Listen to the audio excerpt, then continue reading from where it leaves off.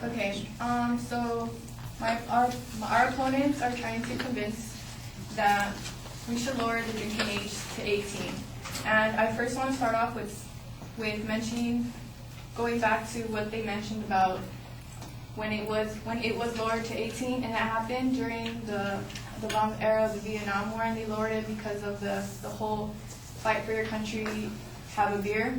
So they lowered it to 18, but the reason that it went back up to 21 is because of there was according to the American Medical Association, that several studies found in 1970s that motor vehicle crashes increased significantly among teens when the minimum legal drinking age was lowered.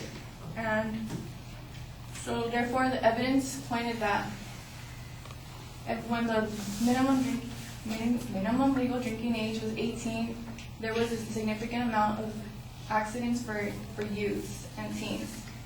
So, according to the U.S. Department of Transportation, the National Minimum Drinking Age Act of 1984 required all states to raise their minimum purchase and public possession of alcohol age to 21. States that did not comply faced a reduction in highway funds under the Federal Highway Act, as they had mentioned. And if it didn't work back then, why would it work now?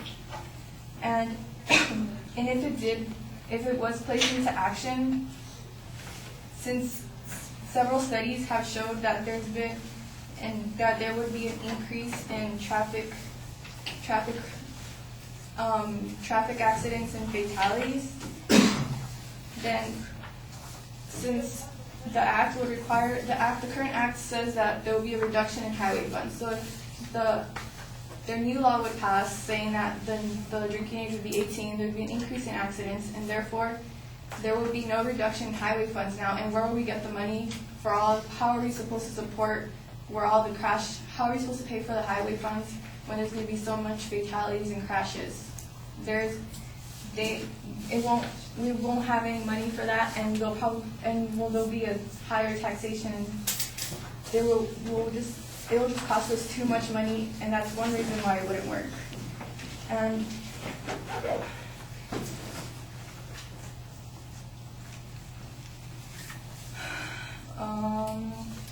also, as my partner mentioned, that there is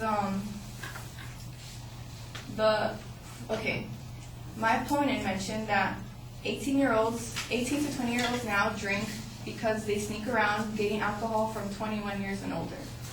So, and as my partner mentioned, that 14 through 17-year-olds will also gain access to alcohol because of that. So it's kind of like we're just moving the gaps back more. Like 18 through 20 get alcohol from 21 and older. So 14 through 17 are going to get alcohol from 18. And why does this matter? Because from 16, you get your license, right? So there'll be a higher increase in fatalities and crashes. And there'll be a lot more drunk driving occurring, just as there is now. And so another thing is that according to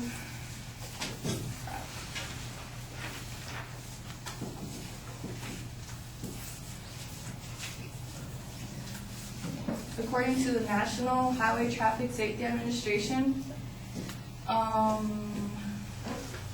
country New Zealand can be compared to the U.S. It's the most comparable to the U.S. economically and demographically.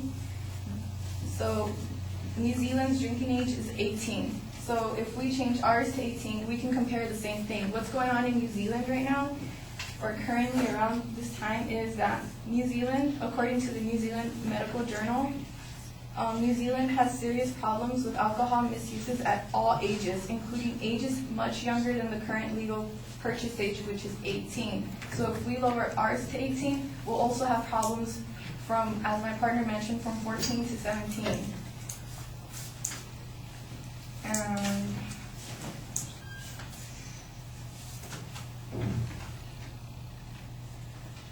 according to Huckle and Pleasure, from Trends in Alcohol-Related Harms and Offenses,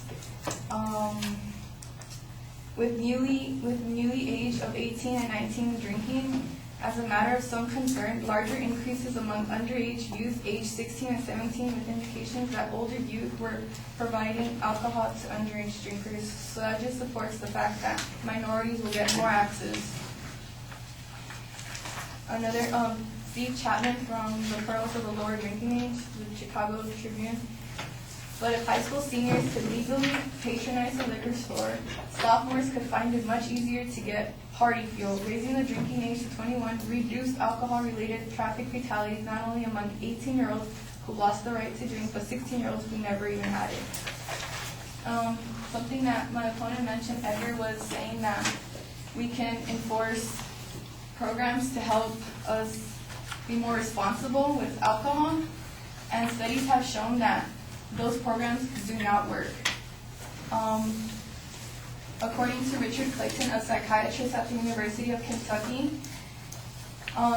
there was a study conducted that concluded that DARE, the largest funded national anti-drug program in schools, doesn't have any effect on children's behavior. And Karen Glanz, a prevention and control program in the Cancer Research Center of Hawaii at the University of Hawaii, says that after the study was done, the test they had after to see what their effects was, she said she concluded that the effects maintained for just a month after the program. And according to Dr. Richard Clayton, no significant differences were observed between intervention and comparison schools with respect to cigarette, alcohol, or marijuana use during the 7th grade, approximately 1 year after completion of the program, or over the full 5-year measurement interval. So basically what we're just going to be doing is just spending money on programs that aren't even going to help. And that's it.